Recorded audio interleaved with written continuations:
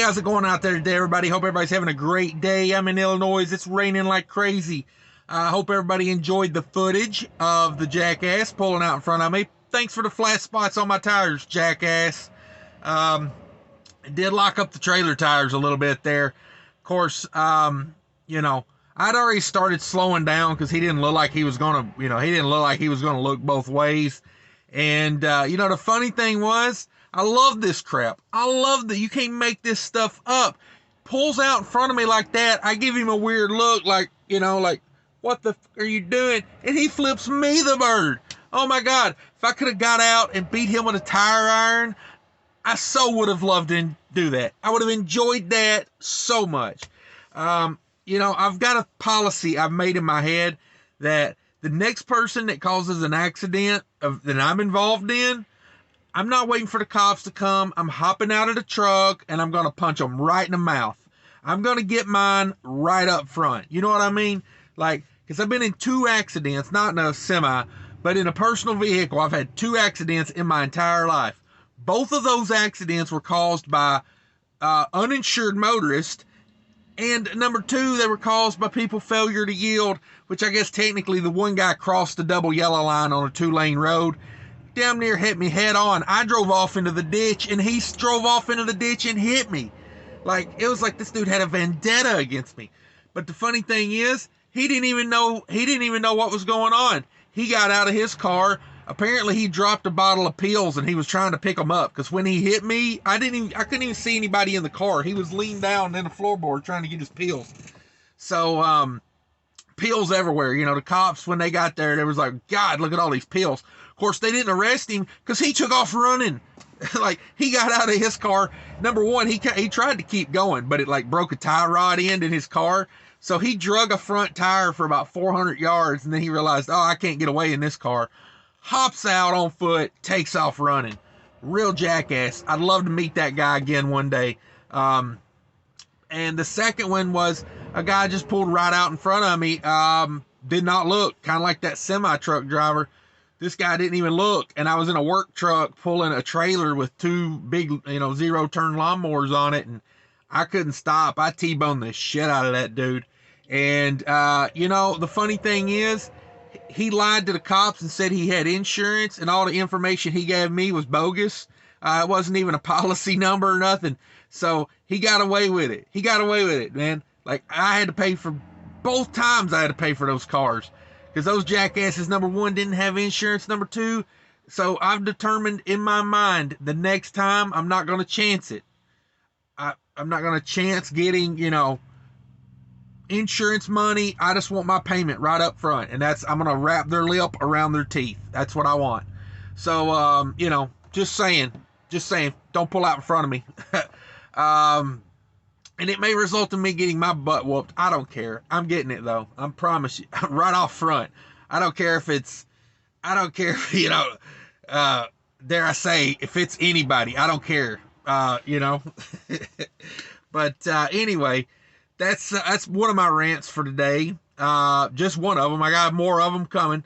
But I want to talk to you about a little load I did yesterday. Boy, sometimes you're in the right place at the right time to know your worth. You know what I'm saying? Because I think, honestly, to me, in trucking, being an owner-operator, it's nice when you take the risk of being an owner-operator, and it pays off. Sometimes you're just in the right place at the right time to catch that load, and I think that's more of it than anything, honestly, as far as being an owner-operator. A lot of it is just right place at the right time when you get these real cherry loads. Some of it's having some connections. Some of it's knowing your lanes. Pick a lane, run a lane. That would be my advice to someone that's like getting their own authority and going to run the load board. Pick like 2 cities or 3 cities and just run those 3 cities. Just bam, bam, bam, back and forth, back and forth, back and forth. Learn those lanes. You know what I'm saying? Like, learn 1 or 2 lanes and just stick with them. Like this going all over the country, bouncing here, bouncing there. I don't see that being very profitable on the fact of, you got no connections, in every city. I mean, maybe you'll get there one day, but, starting out, I say just pick 2 cities and run them back and forth. But boy, I was in a good spot yesterday. Well, actually, I booked this late last week, Friday. I set all this up because I knew I was going to be getting unloaded and down in a little bit past Atlanta.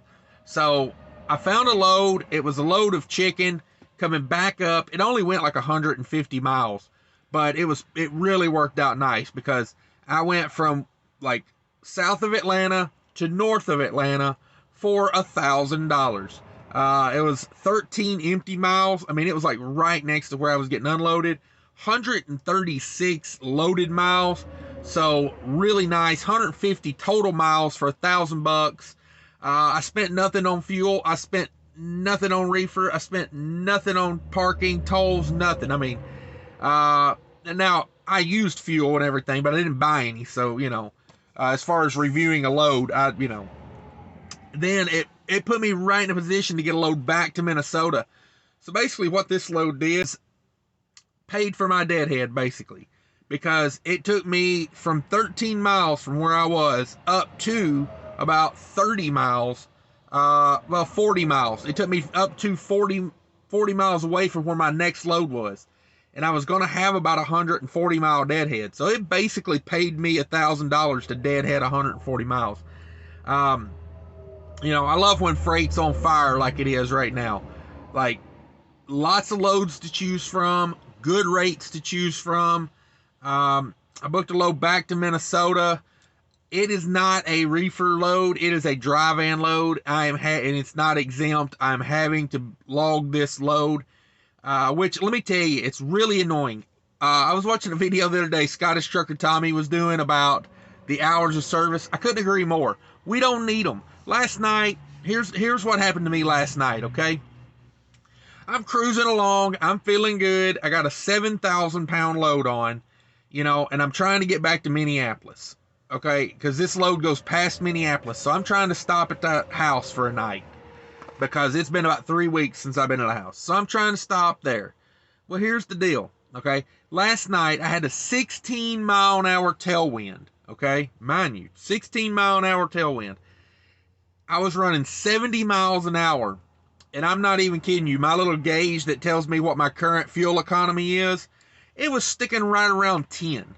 So with that 16-mile-an-hour tailwind, and I had a guy in front of me that was light like me, running 70 mile an hour, and he was kind of breaking the wind for me. I had a 16-mile-an-hour tailwind. It was butter, man. I would have rode that all night like that.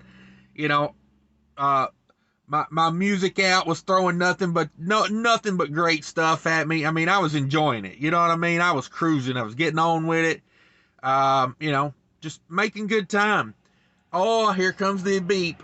Beep. 1 hour till you violate. Oh, man, come on. I'm killing it. I'm wide awake. I'm full of Rockstar and Diet Mountain Dew at this point. You know what I mean? I probably could have built a house in 10 minutes. I had so much energy. But got to find a place to pull over. So then I go to hunt a place to pull over. I kill 40 minutes trying to find a place to park. End up in a not very good spot because there is no good spots at that time of night. Whereas if I could have ran till about 2 or 3 in the morning, there would have been some spots opened up, But anyway, I have to find a spot to park. I'm not tired. I'm not tired at all. So I lay back there. I toss and turn. I toss and I turn. I toss and I turn. For, I don't know, probably about 4 hours. Finally, I fell asleep. By that time, I get about, 4 or 5 hours of sleep, and, it's time to get up. I'm awake. I want to run. I'm sitting here. I got about another 45 minutes before I can even start the pre-trail. So I don't know. Hours of service aren't a safety thing to me. I think once you get like 5 years on your CDL, maybe less, maybe 3. I think once you get like 3 years on your CDL and you don't have like a billion CSA points and you ain't caused no accidents, and I think maybe they should lighten up on the on the hours of service a little bit for you. I think it ought to be one of those I think you ought to graduate. You know what I mean? You start off this way, and then it gets a little lighter, maybe a year. Once they see, hey, this guy, he knows how to operate a truck. But like last night, I do not like where I parked. I parked on a ramp at a rest area. It leans at about, I don't know if you can tell it in the camera, but like I'm like struggling to stand, like sit straight here. I'm like leaned up against the window, you know. So it's like you just, as soon as you lay in your bed, you just rip your sheets off of one side and slide to the side of the truck, you know, that's downhill. It's not a good way to sleep, you know. Versus if I'd had more time, I would have rode on up the road. I would not have stopped here. I don't like parking on ramps, especially ramps that are leaning like this. Yeah, hours of service are a joke, I think. I've been operating for the past, I don't know, couple months without them. And honest to God, I've been making more money and not really running, like, I'm not running more hours in a day. You know, like, I'm not running over 11 hours a day. But boy, I'm running that 11 hours when I feel like running that 11 hours. And most of the time I run about 9 to 10 hours. I'm not even a big fan of running a super long day.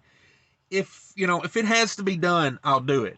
But, you know, I like my rest. I like sleeping. I like working when I want to work, you know. And it's like one of the joys of being an owner-operator is you get to pick when you want to work. But then you got the government telling you, well, you can work when you want to work, but we're going to micromanage when you do work. So, anyway, that's the other rant for the day. Everybody take care of each other out there. Be sure to check out that description. Down below, we got the mud flap out. I'm fixing to buy fuel mud flap here in about an hour. And it's going to be good times, guys. Let me see here. Where'd I get this? I wrote this down somewhere. I broke it down somewhere on this piece of paper. So I'm getting fuel for $1.97. $1.97. It's at a Roadies. It's a BP Roadies. Going to stop there. Going to get fuel. $1.97 a gallon in Illinois, which brings it down to like $1.35 and a half, or $1.38 maybe. No, that's right. $1.35 and a half is what it's going to cost. After IFTA, $1.35 and a half. You find me fuel cheaper than that, where you don't have to pay a fee to have their card.